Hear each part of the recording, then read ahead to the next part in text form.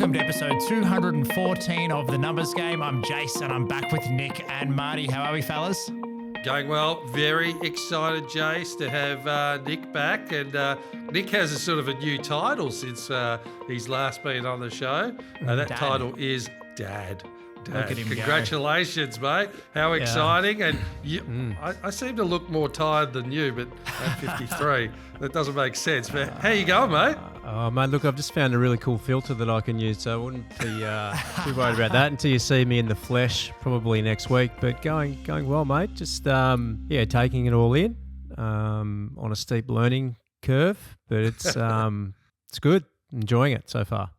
Enjoying it. What's the one thing that's occurred that you didn't expect, or are you under such control you've anticipated everything? Oh, no. Probably, I would have to say you actually have no idea. So probably that's the one thing I didn't expect. We were lucky enough to be in the private system, so we had a few nights at hospital, which was great, which meant we had midwives, helping us, and if we needed anything, we would call them and they would show us how to do things. But I didn't expect just to not know anything, just to have absolutely no idea, and to be, I guess, thrown into a situation where, someone's life is in your hands and you actually don't know what to do. So I guess I don't know what I thought, but that was probably the biggest surprise. It just makes you understand how important those professionals are around you. And I guess if you go back, 50 years or 100 years, people had family around them, but life's a bit different now. You need support outside of the family. So that's probably the one thing I didn't understand, how much I didn't know or how little idea I had, and how much I would be learning. Very quickly. Every day. And then also just not to get stressed about it all too, you are on a learning journey and you've just got to let it run its course, and every day gets a bit easier and you learn something new, and that means you can deal with, a certain situation next time better. So, it certainly is. I still remember coming home with Charlie and Cole and I looking at each other going, what now? It's so surreal for all the reading you do and everything about it, but you pretty much work out, just love it, feed it, change it, put it to sleep. Well, that is the one good thing. They are predictable. They're pretty simple compared to us. I think I was just saying to Tommy, our producer, they've got 4 things on their mind. It's either I need to eat, or I need to do a poo or a wee, or I've got wind. There's only 3 things really. If you can cover off those 3 bases, and you know that to check those 3 things out, or they're cold. That's probably the other thing that I've noticed too. Sometimes they're cold, but they're pretty simple compared to us. I don't know. I was going to say that you pretty much ticked off most of the problems that Casey reckons I have. Like, if I'm getting a bit carried away, she's like, do you need to eat? Well, yeah, usually it's that. Have you had enough sleep? Probably not. Do you have wind? Yeah. Most likely. Does he need a drink? Yeah. I know that's the one thing I do. I stay hydrated. I've always got water next to me. That's the only thing. If Casey's having a bit of a time, I'm like, when was the last time you had some water? And she'll be like, oh yeah, she's probably like, I describe her as a sultana. She's like just permanently in a state of dehydration. So well, I think I'm a bit like that. Congratulations, Nick. Thank you. I got to meet her. She's beautiful, and it was nice to see you and Alicia with a beautiful baby girl. It was quite a treat to be in the room. Thank you. Well done. Thank you. And I've forgotten the name of the book that you brought us, but as you'd expect with Marty V, educational. The book, what was it called again? I can't even remember. The series of books? Oh, no. The Little Miss Men books. Yes. Yeah. So, a very practical gift, as you'd expect from the great man. Well, it's great to have you back, Nick, and we are going to fire into a bit of a baby or child-related episode. So for those that have tuned in to catch up and hear how Nick's going, we're going to let the child-related times keep on rolling. And actually, came across your mate on X, Nick, Elon Musk, that shared an interesting post. Just, sometimes you're doing your doom scrolling. And it actually caught my attention. I mean, I think I was, thinking about coming to visit you and meet little Rosie. And so babies were hot on the mind. And it reeled off a statistic, and we love our numbers here. So I'll just tell you what it is straight off the bat. It's about the declining birth rates over the last 75 years. So in the 1950s, when times, Marty might be able to tell us about that, but the global fertility rate was around 5 children per woman. And Australia was closely aligned with this average. So you got the global number and then the Australian number at around the post-war baby boom. So most women that were having families were giving birth to around 5 children. Fast forward to today, and they've got the numbers as late as 2023. There has been a steep decline over the decades. Do you want to have a guess, Marty, as to what the fertility rate is today compared to 1950? I'm going to take a stab at saying 1 to 1.5. Not bad. Worldwide numbers are a touch over 2 children per woman. But in Australia, we're down to 1.66 children per woman. So you're very close on the 1.5. Any comments or thoughts on that, off the top before I reel into, some of the reasons for declining fertility rates? I'm not surprised. Like just looking around at, you're in a circle and your friends. It's pretty rare to see people with more than 2. If I'm just quickly thinking about my circle of friends, most people have got 2, some have got 3, but you just don't see that very much. So that makes sense to me. I think 2 could be a number of different things, but even changing values. I mean, people were married a lot earlier, going back even 30 years ago, getting married at 22, 23. Now, obviously, people getting married later for whatever reason, and that would play some part. I think also there's definitely a financial burden as costs have increased over time. House prices have gone up considerably. So there'd have to be, you just can't have, you're very fortunate to have, you can't have a parent at home anymore virtually if you want to get into a home. So I guess those factors come into play. It's crazy though when you think about it. We're here to produce kids, really, when you think about it. Thankfully, we have migration to make up the numbers, Jace, just to keep inflation burdening. So, but it is a.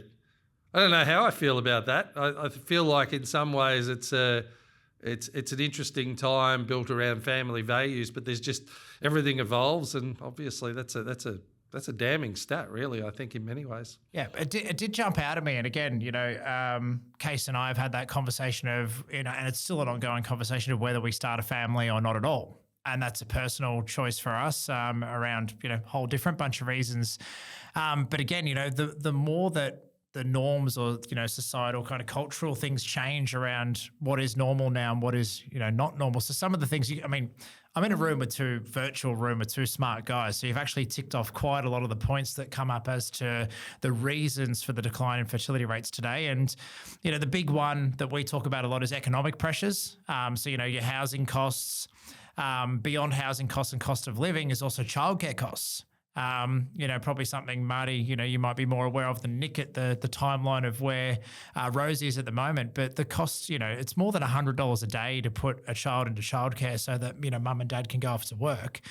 So if you're already looking at, it's probably more than that now, but at least $500 a week if you wanted to have a child in childcare, and that's probably quite reasonably priced. It's more than that now, I assume.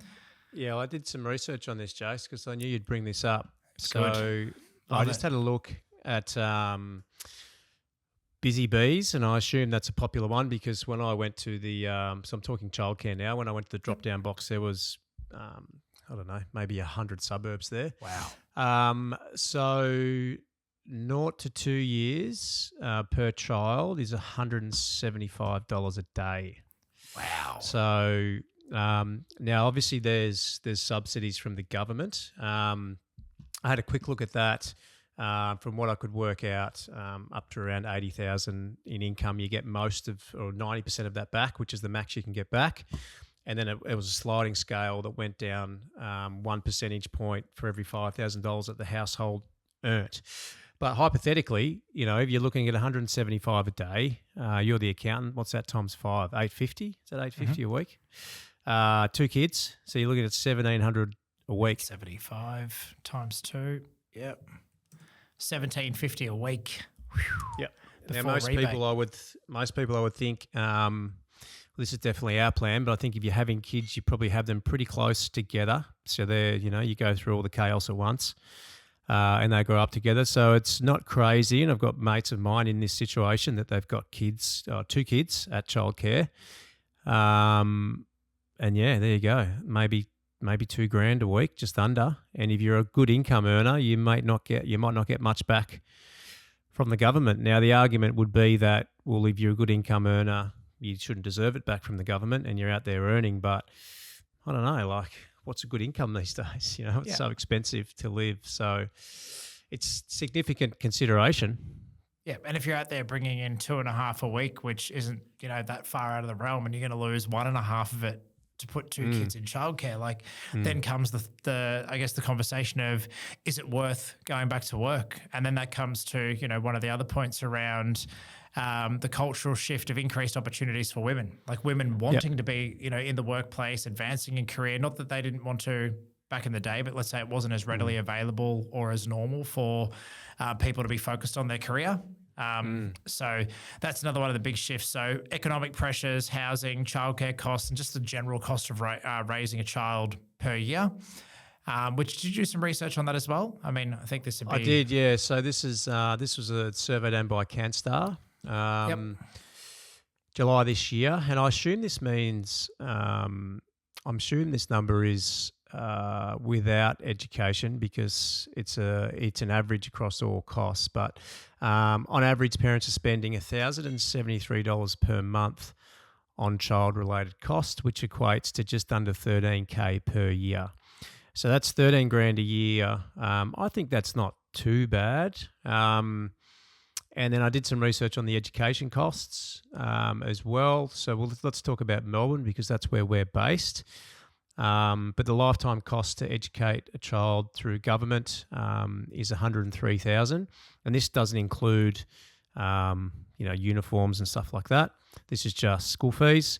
Catholic was $184,000, and independent, or obviously that being private, was $307,000 to educate a child. So, how many years are kids at school, Marty? 12. 13 with prep. Yeah. So you're looking at $300,000 to educate. So about $23,000 a year. That's what we see through the planning business. It's a bit cheaper during primary, and then secondary school fees go up. We see a lot of parents do primary school through the government system, and then aim to have at least the option to send kids to private school come year or come secondary. But it's a big decision, $30,000 a year. You've probably got to earn 50 to net 30, most people. And this is where the argument comes in. Is private school really worth the extra money? Yes or no? There's a lot of differing opinions on that. But one thing that we do find is that if our clients do have the means to get ready to send kids to private school, that's exactly what they want to do. It's not even a question. So yeah, but all these things, mate, you've got to ask yourself. It's a big commitment to take on, isn't it? $12,000 a year minimum. So over 20 years, that's $250 plus school fees. So it's it's probably somewhere between $700,000 to $1 million to have a child, realistically, depending on your lifestyle and your expenses. Yeah, wow. I mean, that's some confronting numbers there, isn't it? Big numbers.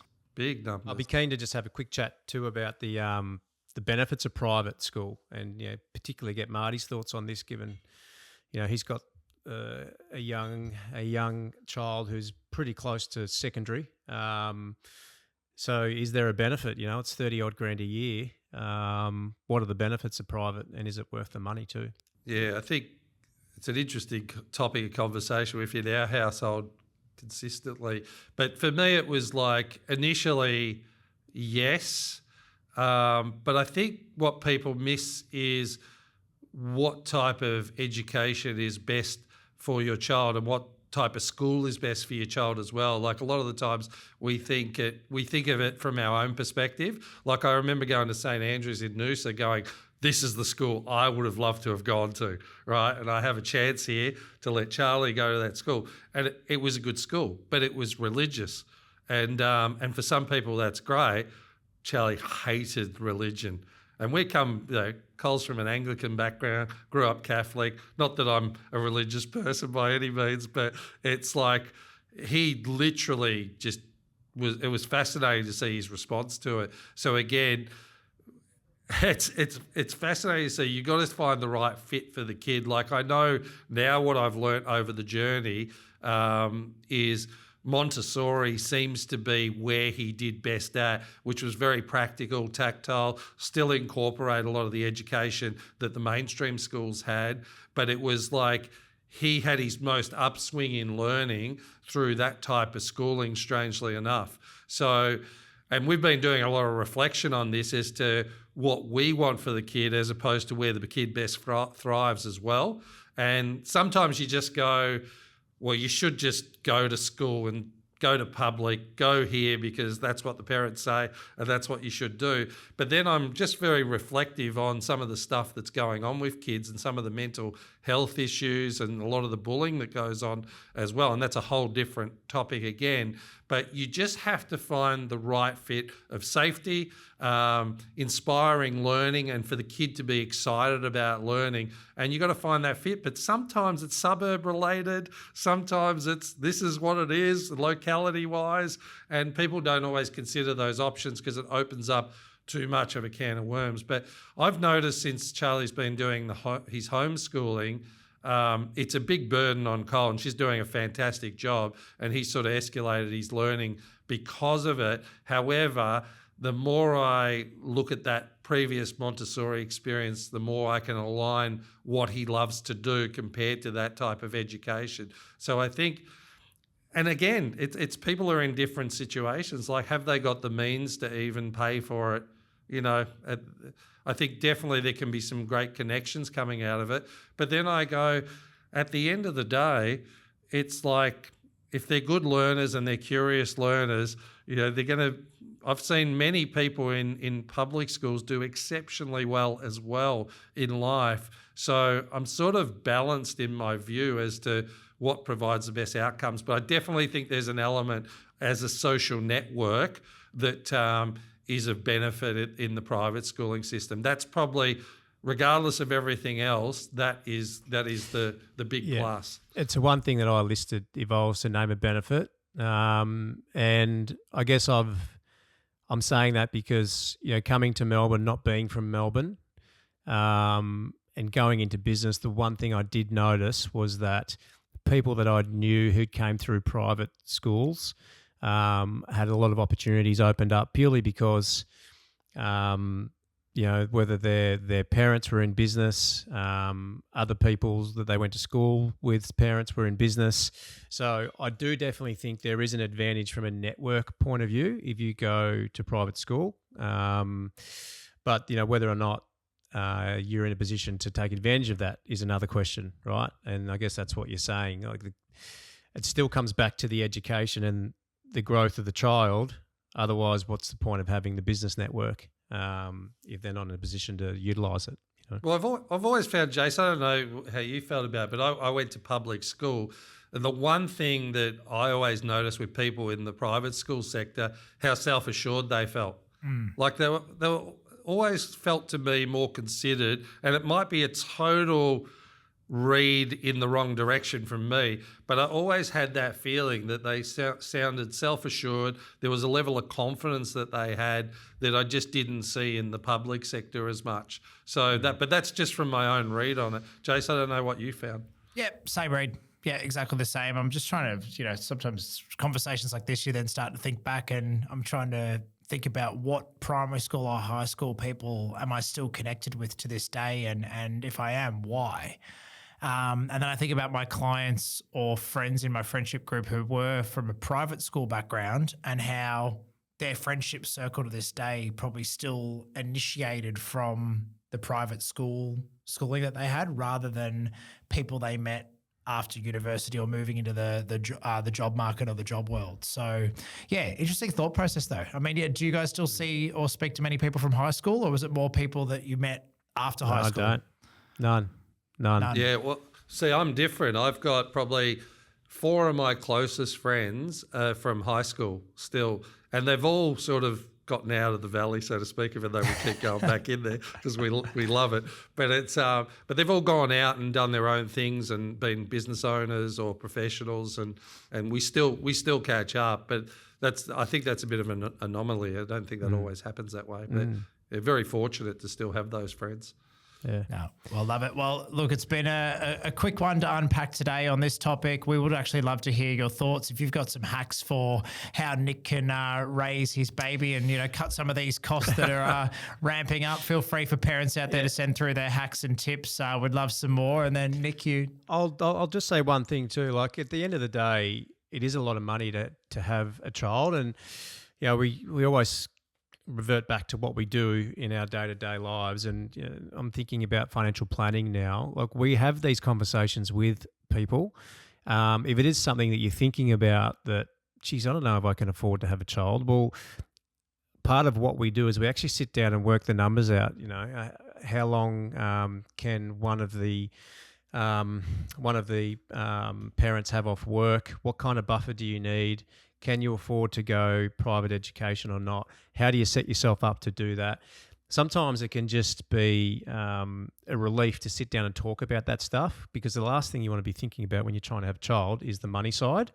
You need to be all in on, trying to get pregnant and have a child. So, if people think about this stuff and they are worried about it, this is what financial planning is. It's not just about investing money. It's about, making sure that, you can provide for your family and have a family. So, reach out to a planner, and obviously we're more than happy to help and innovate if this is something that you think is holding you back from having children.